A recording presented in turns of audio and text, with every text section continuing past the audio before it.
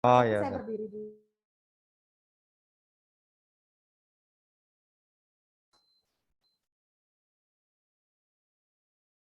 Assalamualaikum warahmatullahi wabarakatuh. Selamat sore, Waalaikumsalam. salam Selamat sejahtera sore. bagi kita semua. Sahabat radiologi, selamat sore. Bertepatan dengan hari ini, tanggal 8 November 2021, kami instalasi radiologi dan kedokteran nuklir mengadakan acara Radiologi Talks dengan tema Interventional Radiology, Active Care for the Patient. Tayangan ini langsung bisa ditonton di Zoom. Nanti untuk rekamannya kita bisa upload di YouTube ya, di YouTube YouTube channel Radiologi dan Kedokteran Nuklir. Jangan lupa subscribe, like, dan komen ya. Di samping saya telah hadir Dr. Yakub Padelaki, spesialis radiologi konsultan. Selamat siang.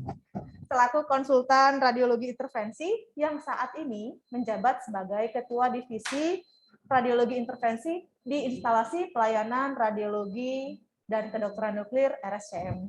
Selamat sore, Dok. Selamat sore. Bagaimana kabarnya, Dok, hari baik, ini? Baik. Dokter Yakub segar terus nih ya, Dok ya? Kita harus selalu sehat. Iya. Kelihatan. Boleh cerita sedikit nih, Dok? Ya. Sudah berapa lama dokter berkecimpung di dunia radiologi intervensi ini, Dok? Ya, terima kasih. Dari saya lulus 1999 sampai 1920 saya sudah berkecimpung dalam radiologi intervensi ya, sampai saat ini kurang lebih jadi 21 tahun ya. 21 tahun ya, Dok ya. Udah lebih. kayak umur saya ya, Dok ya, Yes. 21 tahun ya, Dok ya. Udah tua ya. Sip. Awalnya gimana nih, Dok? Sampai dokter akhirnya memilih untuk mendalami keilmuan ini. Ya, dulu saya senang dengerin radio. Salah. Maksud saya dulu saya senang satu yang teknologi, elektronik, komputer, dan sebagainya. Selanjutnya saya melihat cabang kedokteran itu ada radiologi yang bermain dengan teknologi, komputer, dan sebagainya. Setelah saya masuk, di dalamnya ada yang sifatnya lebih intervensi, bisa mengobati, bukan hanya diagnostik. Dulu kan radiologi terkenalnya dengan torak-torak bergembira. Iya, diagnostik aja ya. Ya, baca fototorak sudah ketawa-ketawa. Iya. Sekarang ini kita bisa mengobati pasien. Baik. Gitu. Ya. Dokter, kalau boleh tahu nih, Dok, selain mengisi menjadi pembicara internasional, apalagi nih, Dok, yang sudah dokter sumbangkan di keilmuan ini, Dok? Ya, saya sih memang pengabdian menjadi staf radiologi sejak saya lulus ya.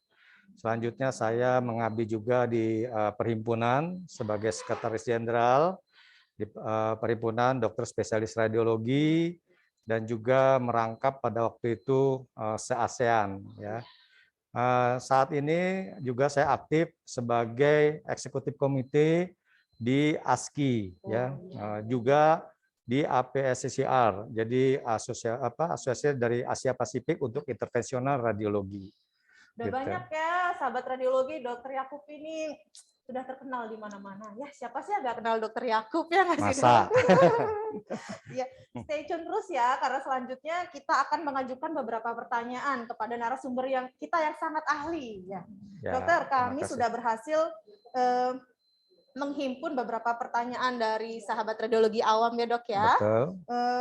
Pertanyaan pertama, Dok, pastinya apa itu intervensional radiologi, Dok? Ya, tadi sekilas saya sudah berbagi. Jadi intervensional radiologi adalah suatu ilmu atau cabang radiologi yang di dalamnya berisi suatu ilmu untuk mendiagnostik secara invasif dan juga memberikan terapi atau treatment pengobatan secara invasif, tapi minimal. Tidak dibedah pasiennya, tapi melalui kateter. Ya. Pengobatan tapi minimal invasi ya, minimal invasif, bukan yang sangat invasif. Selanjutnya, Dok, ada pertanyaan lagi. Apakah radiologi intervensi merupakan bagian dari radiologi, Dok? Ya, betul. Tadi saya sudah jelaskan. Jadi pertama kali Charles Dotter bilang bahwa kateter yang sifatnya sangat pasif seperti ini kateter nih ya, ini bisa menjadi pisau bedah untuk mengerjakan tumor baik di kepala, di hati, ataupun juga di organ-organ yang lain. Ya. Jadi Dengan tentunya karena radiologi sedikit imajinasi, Iya, iya. memakai imaging tentu, ya, Oke, seperti pada gambar di belakang ini. Ya. berarti ini radiologi intervensi ini sebenarnya radiologi yang punya nilai plus-plus ya dok ya? Ya, gitu ya, Dok, betul, ya? betul Oke. sekali. Betul. Berarti sebenarnya ada nggak sih perbedaannya dok dengan radiologi yang kita itu Sebiasa kita kenal? sehari-hari. Iya, sehari-hari. Sebetulnya radiologi diagnostik sendiri tidak murni diagnostik. Ada beberapa tindakan diagnostik yang invasif juga, seperti sialografi, Oke. ya, colon in loop. Sebetulnya kan itu memasukkan suatu benda ke Iya, dalam iya. tubuh. Tapi memang sifatnya hanya diagnostik. Berbeda dengan radiologi intervensi, di samping kita bisa mendiagnostik, selanjutnya setelah ketemu penyakitnya, kita akan lanjutkan dengan pengobatan. Gitu. Jadi ini dok, salah satu pertanyaan lagi dari sahabat radiologi di luar. Ya. Jadi dia punya keluhan, kemudian ke rumah sakit, kemudian disarankan DSA. Sama nggak sih dok intervensi radiologi dengan DSA? Ya, betul sekali. Nah ini ada gambar nih contoh nih. DSA ini seperti ini. Jadi kita tidak melihat lagi tulangnya, ya. Jadi tulangnya itu disubstraksi. Oh baik, baik. Jadi DSA ini suatu modalitas dari radiologi, ya, untuk melihat pembuluh darah. Singkatannya sendiri adalah digital substraksi angiografi. Ya, jadi secara digital artinya komputer, ya, digital.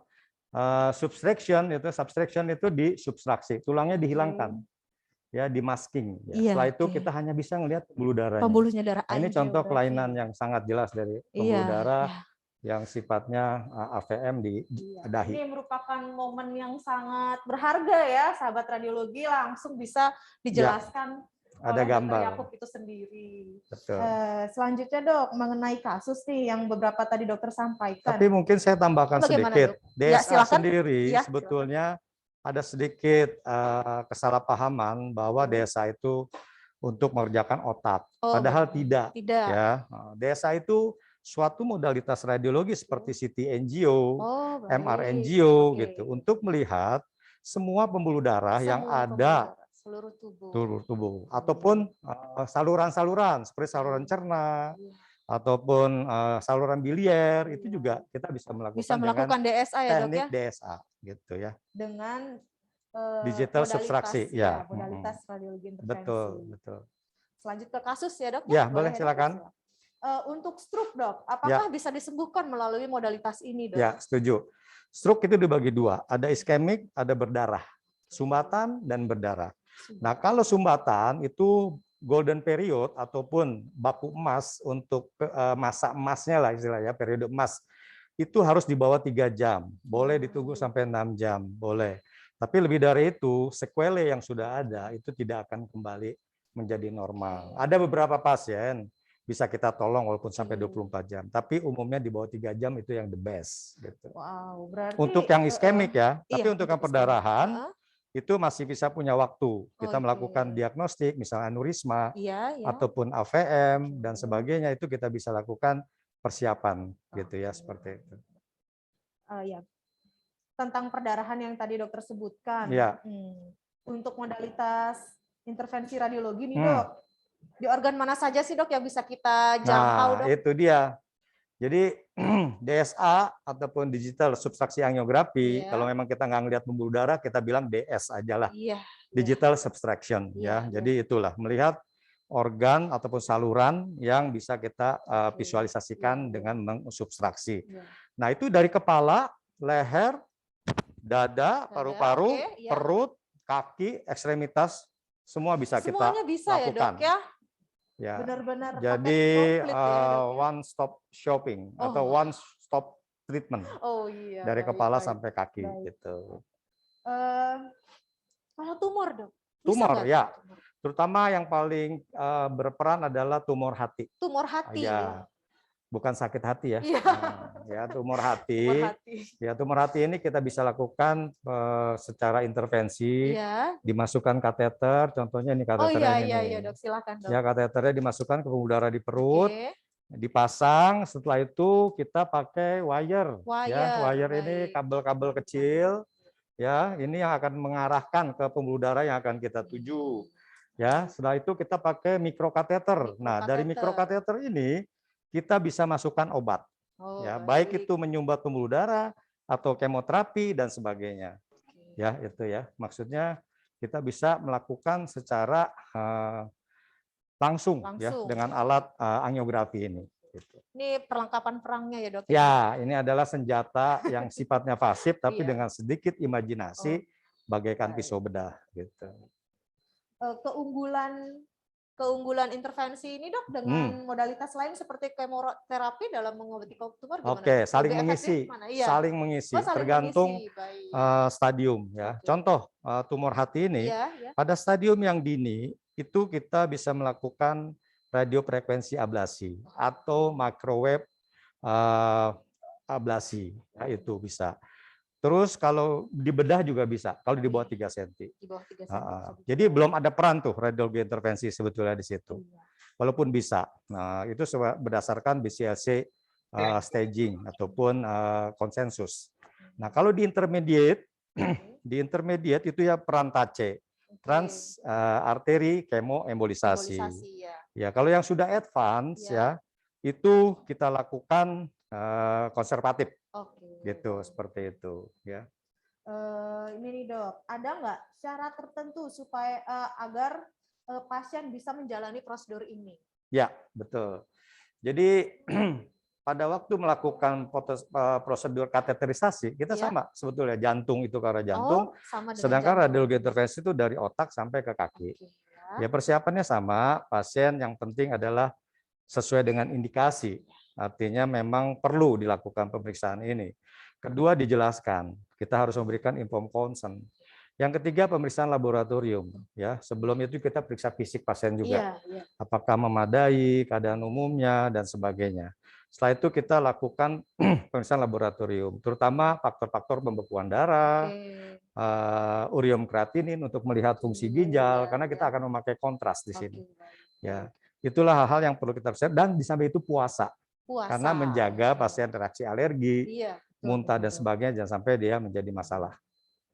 Gitu. Aduh, lengkap banget nih. Sungguh sangat beruntung para sahabat radiologi yang bisa menonton acara ini. Ya, mungkin benar nanti ya, Dok, bisa ditampilkan yang liver kali. Boleh ya, Dok ya, nanti sambil jalan bisa. Ya, biar punya bayangan. Silakan, biar santai saja kita ya ngobrol-ngobrol. Persiapan nih, Dok. Ya. Boleh nggak, Dok, sekali lagi nih, Dok, diceritakan persiapan apa saja, Dok, sebelum melakukan tindakan? Nah, ada yang kelewat tadi sebetulnya. Ya.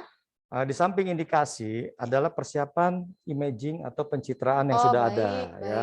Misalnya pasien dengan stroke, kita tentu harus melewati ada CT scan atau dilakukan MRI, MRA, MRV, perfusion dan sebagainya. Jadi seperti itu ya, persiapan imaging juga. Di samping tadi pasien puasa, terus laboratorium, terus harus kita konsulkan sejawat yang memang berkolaborasi, bekerja sama dalam satu penyakit yang kita tangani. Misalnya contoh fibroid atau miom, itu kan dengan kebidanan. Kalau urusan di kepala tentu dengan ahli saraf atau bedah saraf, seperti itu. Ini contoh nih. Nah, ya silakan, Ini DSA, tapi bukan di otak, gitu loh. Ini di hati nih, kita lihat. Nih ya, Dok ya. Nah, kateter itu masuk sampai ke organ hati ya. Jadi DSA itu suatu modalitas dari radiologi ya, bukan suatu yang istilahnya untuk treatment. Bukan gitu treatment ya, Dok ya.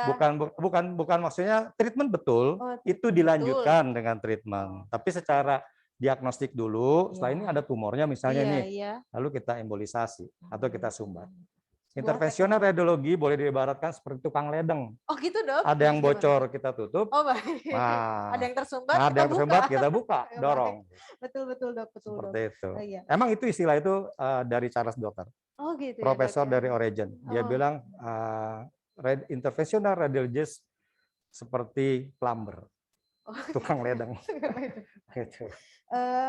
Boleh tahu nggak nih, Dok, gimana sih apa saja sih pertimbangan untuk pemilihan ini, Dok, alat perang ini? Ya, ya betul. Silakan, jadi ini kateter ini bermacam-macam ya.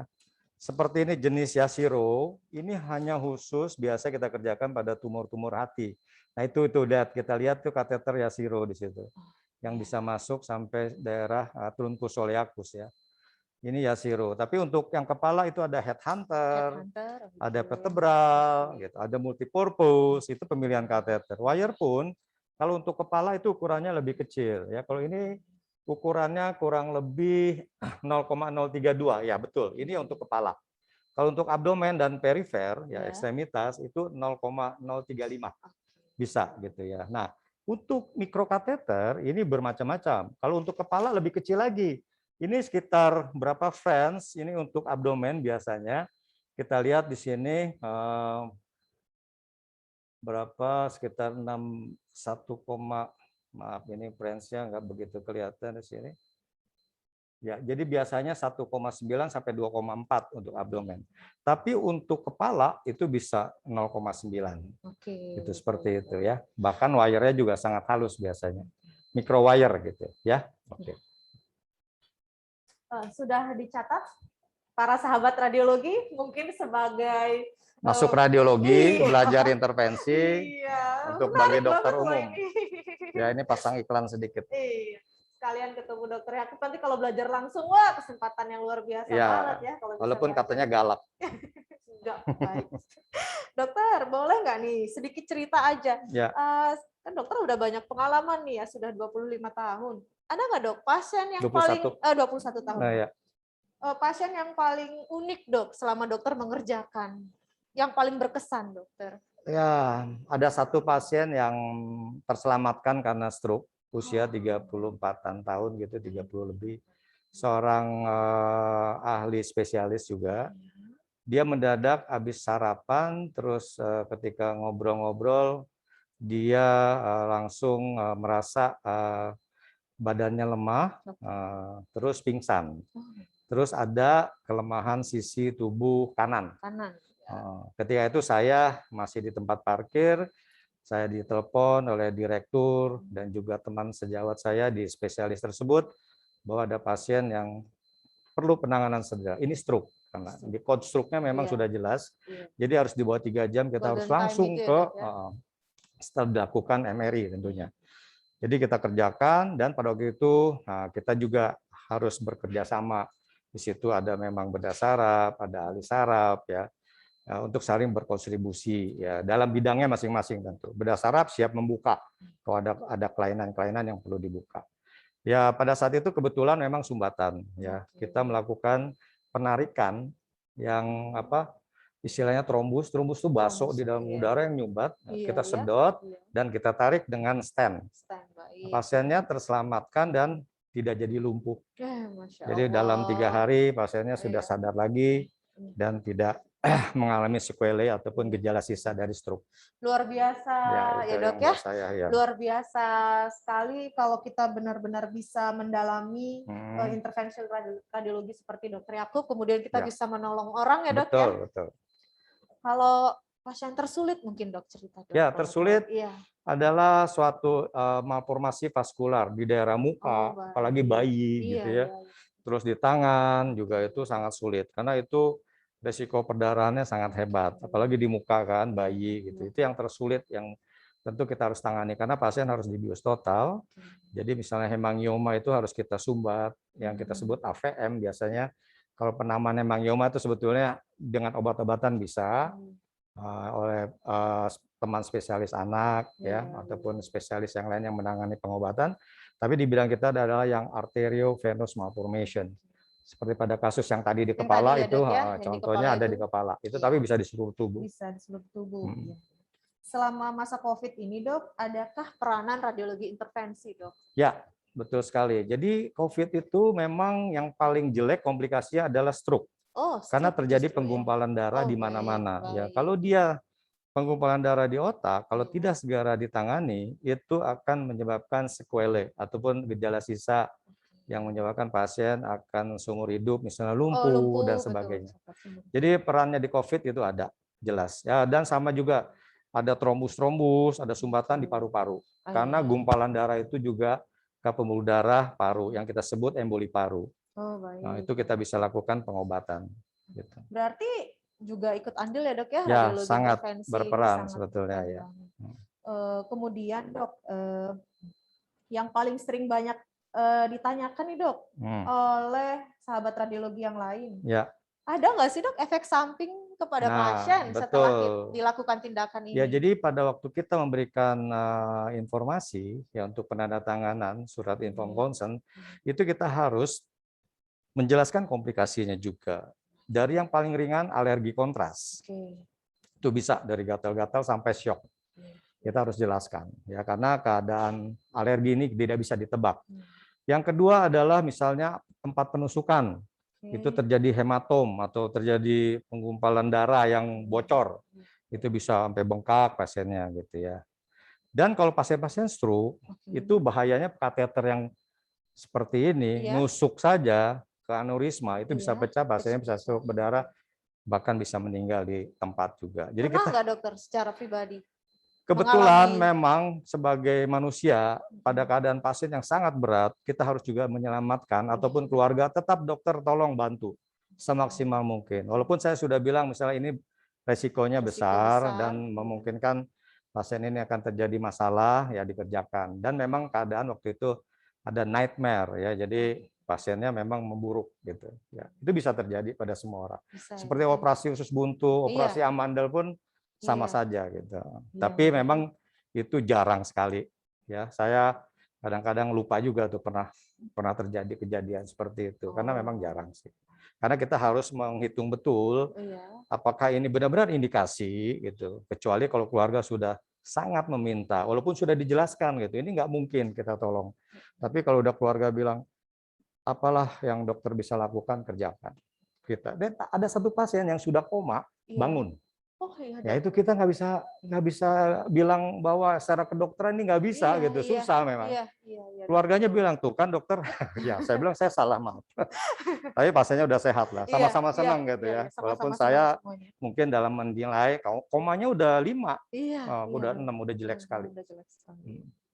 Baik dok, ada nggak sih dok saran atau pesan-pesan untuk para sahabat radiologi yang mungkin berminat dok? Ya, jadi pesan saya ataupun kami di bagian radiologi intervensi, karena saya ada senior saya, ada Dokter Priyo, ada Dokter Indrati, kita ada banyak di sini, ada 5 orang. Saya yang nomor 3 ya, yang saat ini.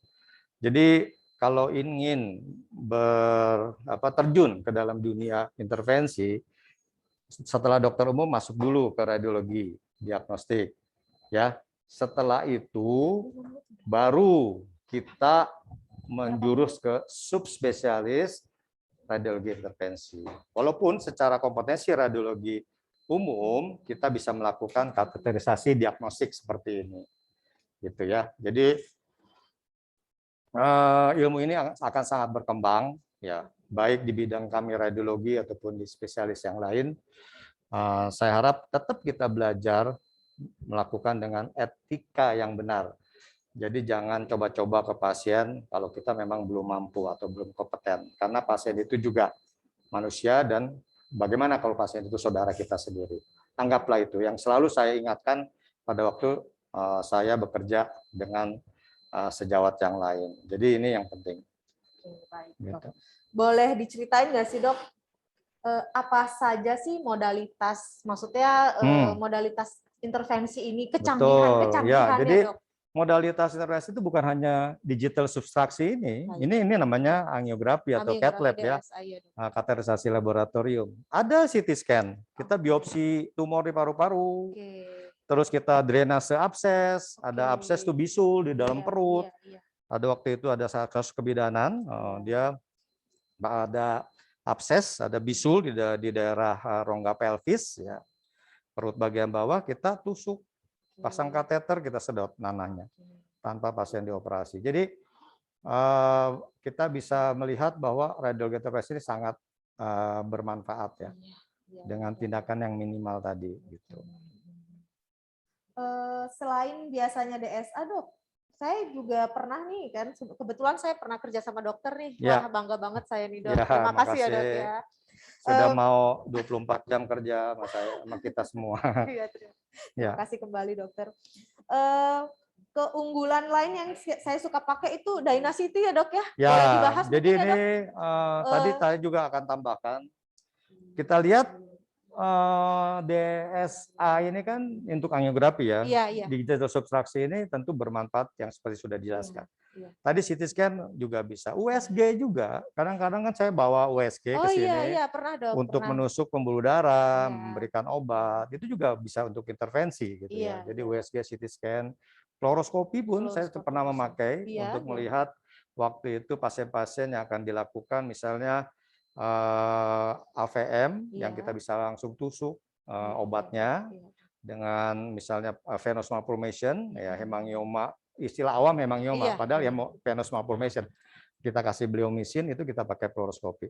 Nah, Dynacity itu bagian software ataupun perangkat lunak dari cath lab ini, angiografi ini, di mana cupnya ini tuh bisa berputar hampir 360 derajat bagaikan CT scan.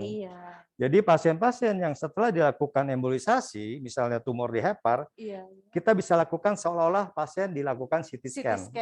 Bisa ngelihat di mana obat kita tuh sampai atau tidak gitu ya, seperti itu. Berarti sekalian DSA, sekalian CT scan. Nah, jadi kayak hibrid, alat hibrid ini makin canggih. Dan bisa 3 dimensi. Oh, bisa 3 dimensi juga ya, Dok? Betul, pembuluh darahnya bisa diputar-putar seperti itu. Sahabat radiologi, ini menarik banget ya pembicaraan kita hari ini. Ya, terima kasih.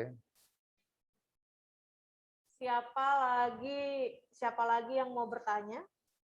Oh, kayaknya nggak ada nih, Dok. Iya, oke ya. Karena nggak live ya. Iya, karena nggak live. Nanti di YouTube ya, nggak apa-apa. Benar, karena nggak di YouTube. Oke. Sudah ya, Dok ya. Ya, jadi kita akan kita akan istilahnya resumekan ya. Iya, resumekan silakan. Kita akan resumekan. Jadi Day of Radiology adalah memperingati sebetulnya penemuan sinar X ya oleh William Conrad Ronson ya. Setiap tahun kita akan memperingati ini, dan pada kesempatan ini saya diberikan kesempatan oleh Kepala Departemen dan Kepala Instalasi untuk berbagi tentang radiologi intervensi. Tadi kita sudah bahas bahwa radiologi intervensi merupakan cabang dari ilmu radiologi umum. Setelah itu kita mengambil subspesialis menjadi radiologi intervensi ya. Setelah itu manfaatnya sangat banyak ya. Salah satunya cath lab ini, digital subtraksi, ini untuk melihat pembuluh darah dari kepala sampai kaki. Juga bisa mengobati dari kepala sampai kaki ya. Tadi kita sudah bahas contoh-contohnya yang paling sering.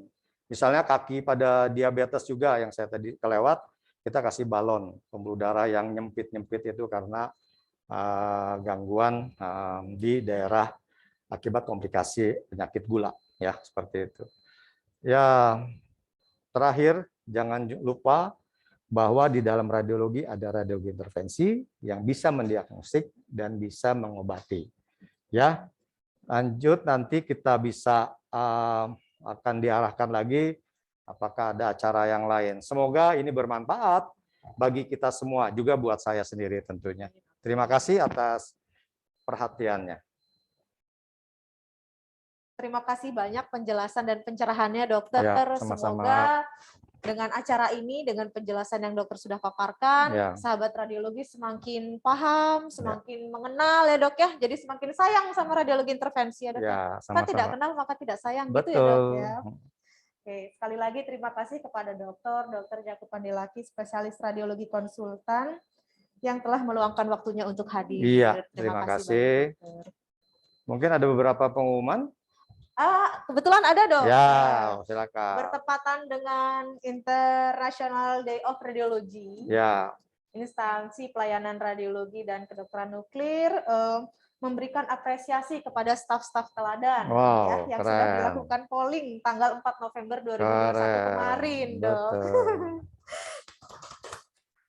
Supaya semangat kerja ya. Iya, betul, Dokter. Ada reward. Luar biasa sekali instalasi radiologi. Silakan.